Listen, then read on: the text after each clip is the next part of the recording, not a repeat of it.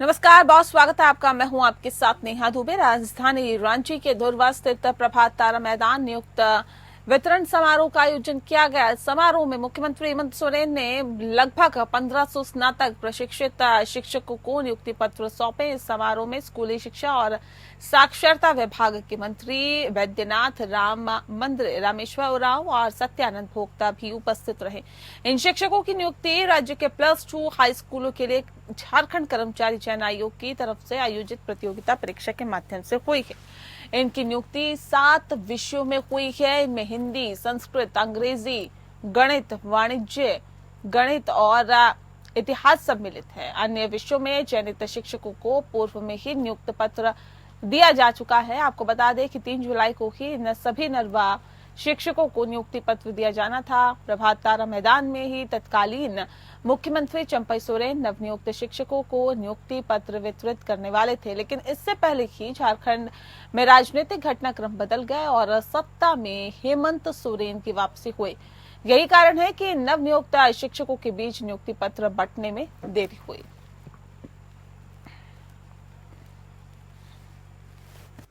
Corporate के हाथों सारी चीजें सौंपी जा रही है।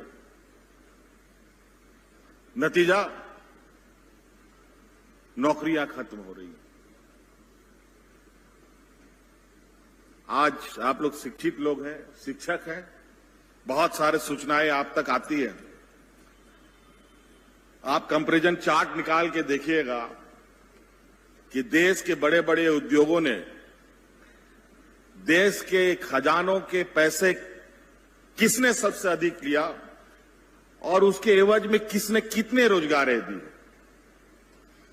तो आपको स्पष्ट रूप से पता चलेगा जिसने सबसे अधिक पैसा लिया है उसने सबसे कम रोजगार दिया है और जिसने सबसे कम पैसा लिया उसने सबसे अधिक रोजगार दिया।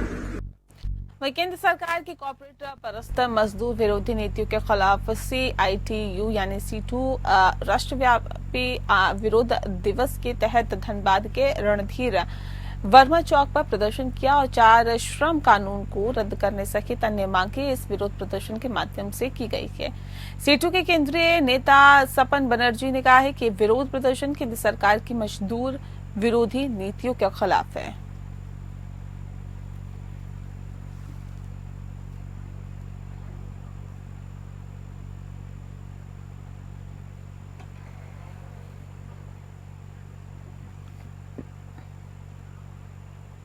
झारखंड में तीसरी बार मुख्यमंत्री के रूप में हेमंत सोरेन के शपथ के बाद मंत्रिमंडल विस्तार में पहली बार जामताड़ा में तो कांग्रेस विधायक इरफान अंसारी मंत्री बनाए गए। इनको ग्रामीण विकास विभाग दिया गया। मंत्री बनने के बाद पहली बार इरफान अंसारी धनबाद पहुंचे। यहां पर मंत्री इरफान अंसारी का कांग्रेस कार्यकर्ताओं ने जोरदार स्वागत किया।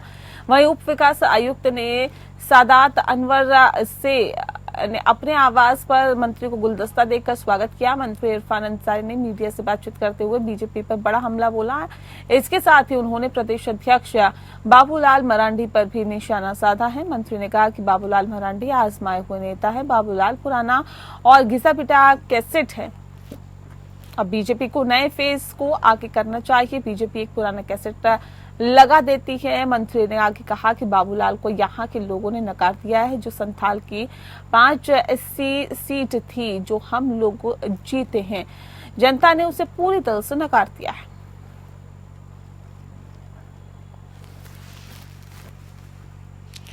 ग्रामीण विकास मंत्री बनने के बाद पहली बार जामताड़ा पहुंचे इरफान अंसारी ने कहा है कि राज्य का विकास मेरी पहली प्राथमिकता है। उन्होंने कहा कि समय काफी कम है और इस कम समय के अंदर मुझे राज्य में विकास कर एक लंबी लकीर खींचनी है। उन्होंने कहा कि बिना भेदभाव, बिना जात पात में राज्य का विकास करने के लिए कृत संकल्प हूं। इरफान अंसारी ने कहा कि बीजेपी ने राज्य में भय का एक माहौल पैदा कर दिया है, लेकिन मैंने अधिकारियों से कहा है कि उन्हें डरने की जरूरत नहीं है, बिना डरे हुए राज्य के विकास में आगे आए। उन्होंने राहुल गांधी और हेमंत सोरेन को धन्यवाद देते हुए कहा कि इन लोगों ने मुझे इस काबिल समझा कि ग्रामीण विकास की जिम्मेदारी मुझे सौंपी है और मैं उनकी उम्मीदों पर खरा उतरूंगा।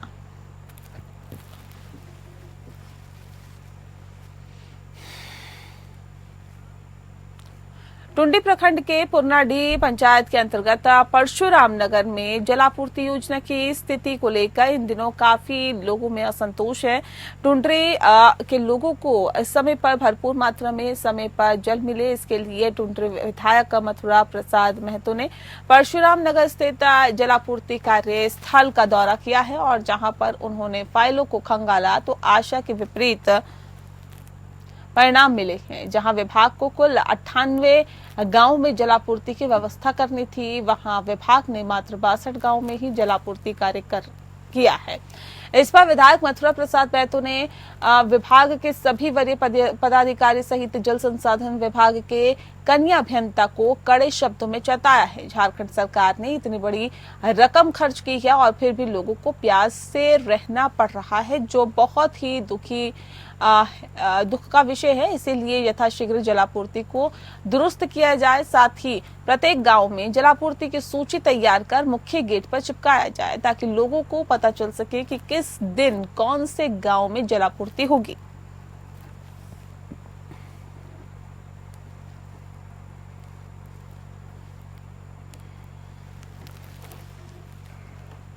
धनबाद रेल मंडल के रनिंग रूम का मीडिया विजिट कराया गया और बताया गया कि धनबाद मंडल के कुल 24 रनिंग रूम बेहतर सुविधा के साथ ही संचालित है, जिसमें लोको पायलट 8 घंटे की लगातार ड्यूटी देने के बाद रनिंग रूम में आकर रेस्ट करते हैं और फिर एक फेज एनर्जी के साथ ही अगले दिन ड्यूटी में चले जाते हैं। अधिकारियों ने बताया है कि लोको पायलट रेलवे परिवार के महत्वपूर्ण सदस्य हैं।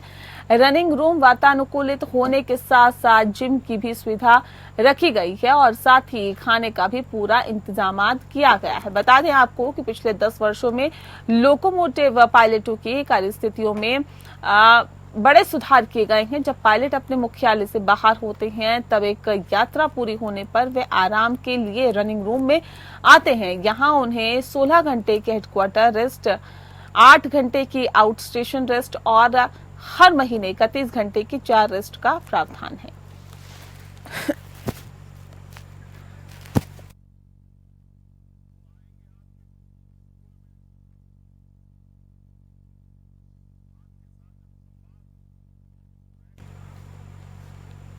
मौसम विभाग ने मुंबई समेत पूरे उत्तर पूर्वी भारत में भारी बारिश का अलर्ट जारी किया है। मौसम विभाग का कहना है कि अगले 2 दिनों तक अलग अलग राज्यों में भारी बारिश होगी।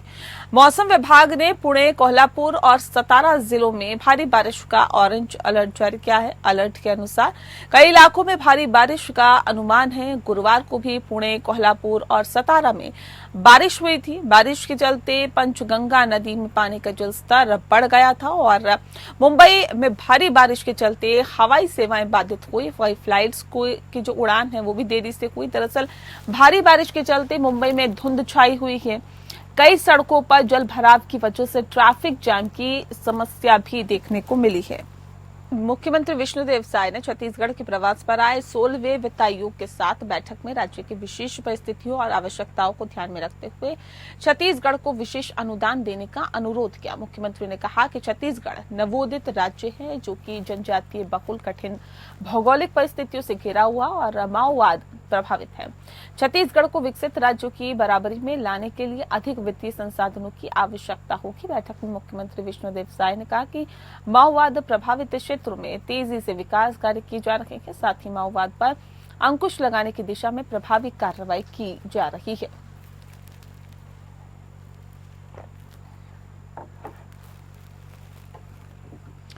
रायपुर के महापौर एजाज डेवर ने मुख्यमंत्री विष्णुदेव साय से मुलाकात की है। इस दौरान उन्होंने राजधानी रायपुर की लंबे समय से प्रस्तावित सड़क के चौड़ीकरण को लेकर विस्तार से चर्चा की।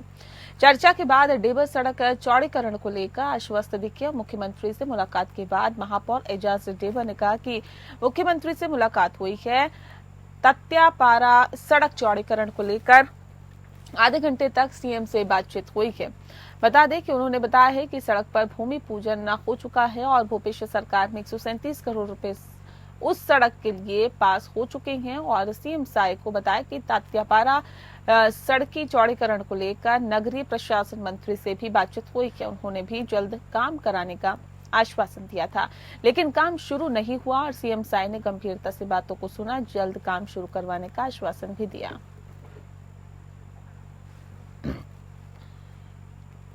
अंबिकापुर नगर निगम चुनाव नजदीक आते ही शहर में राजनीतिक माहौल गर्म हो गया है और कांग्रेस पार्टी ने हाल ही में हुए चुनाव में पूर्व परिसीमन में अनियमितताओं के गंभीर आरोप लगाए हैं। इस संबंध में कांग्रेस पार्टी की ओर से राजीव भवन में एक पत्रकार वार्ता रखी गई। पत्रकार वार्ता में कांग्रेसी नेताओं ने चुनावी प्रक्रिया में निष्पक्षता और पारदर्शिता सुनिश्चित करने के उद्देश्य से हेराफेरी करने का आरोप लगाया है।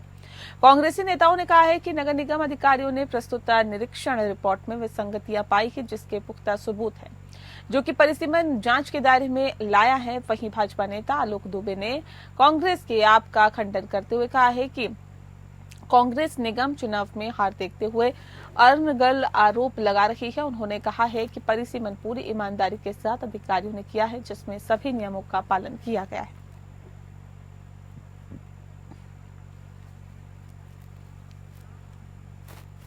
बालोद जिले के गुरूर नगर में पुलिस और प्रशासन ने बाजार चौक में बने कॉम्प्लेक्स को तोड़ा है। पूरा शहर छावनी में तब्दील हो गया है। चप्पे चप्पे पर पुलिस तैनात है और नगर के व्यापारी इसका विरोध कर रहे हैं। महिलाएं यहां पर रोने लगी और इस बीच बुलडोजर कार्रवाई जारी रही है।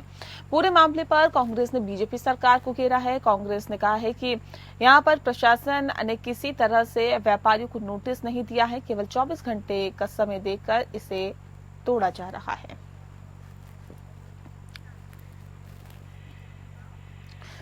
जिले के सोनहत विकासखंड अंतर्गत प्रधानमंत्री आवास निर्माण में लेट लतीफी को लेकर प्रशासन सख्त हुआ है। हितग्राहियों को 3 से 4 बार नोटिस थमाने के बाद भी प्रधानमंत्री आवास निर्माण में लापरवाही और अत्यधिक समय व्यतीत करने के बाद भी आवास निर्माण पूर्ण नहीं करने वाले 19 हितग्राहियों को साधारण नोटिस दिया है। उसके बाद अब कानूनी तौर पर नोटिस जारी करते हुए पंचायती राज अधिनियम की धारा 92 के तहत कारण बताओ नोटिस जारी किया गया। कारण असंतोषजनक रहा तो आवास की राशि प्राप्त हितग्राहियों से भू राजस्व की भांति राशि की वसूली की जाएगी। आपको बता दें कि प्रथम चरण में प्रधानमंत्री आवास निर्माण कार्य में लापरवाही करने वाले विभिन्न ग्राम पंचायतों के 19 हितग्राहियों को नोटिस जारी किया गया है। उन्होंने आवास निर्माण के लिए शासन प्रशासन स्तर से प्राप्त राशि आहरण कर आवास निर्माण पूरी नहीं की। बार बार सूचना के बाद भी लापरवाही बरती और अब ऐसे मामलों में संलिप्त हितग्राहियों की सूची जनपद कार्यालय से एसडीएम कोर्ट में प्रकरण दर्ज करने को भेज दी गई है। एसडीएम कोर्ट से 19 हितग्राहियों के खिलाफ कानून कार्रवाई की जा रही है।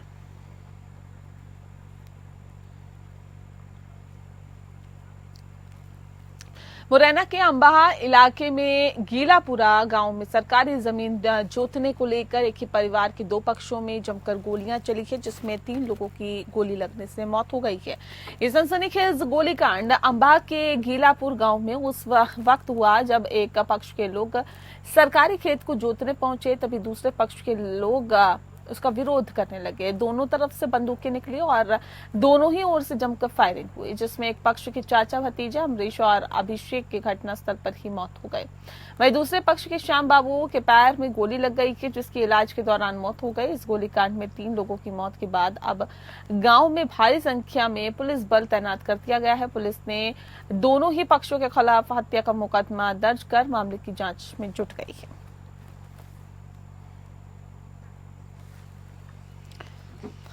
ग्वालियर के टेकनपुर स्थित बॉर्डर सिक्योरिटी फोर्स अकादमी में पदस्थ महिला सहायक प्रशिक्षक भारत बांग्लादेश सीमा के पास मिल गई है। दोनों 36 दिन से लापता थी और ग्वालियर के बिलोआ थाना क्षेत्र में एक सहायक प्रशिक्षक पर दूसरे को अपहरण कर ले जाने की एफआईआर भी दर्ज हुई थी और ग्वालियर पुलिस की टीम और बीएसएफ की संयुक्त टीम के ऑपरेशन में इन तक पहुंचने में सफलता मिलने की खबर है। अभी बॉर्डर सिक्योरिटी फोर्स के अधिकारी और खुफिया एजेंसी ही इनसे पूछताछ कर रही है। ग्वालियर पुलिस की टीम ने भी पूछताछ की है और अभी टीम इन्हें लेकर ग्वालियर के लिए रवाना हुई है।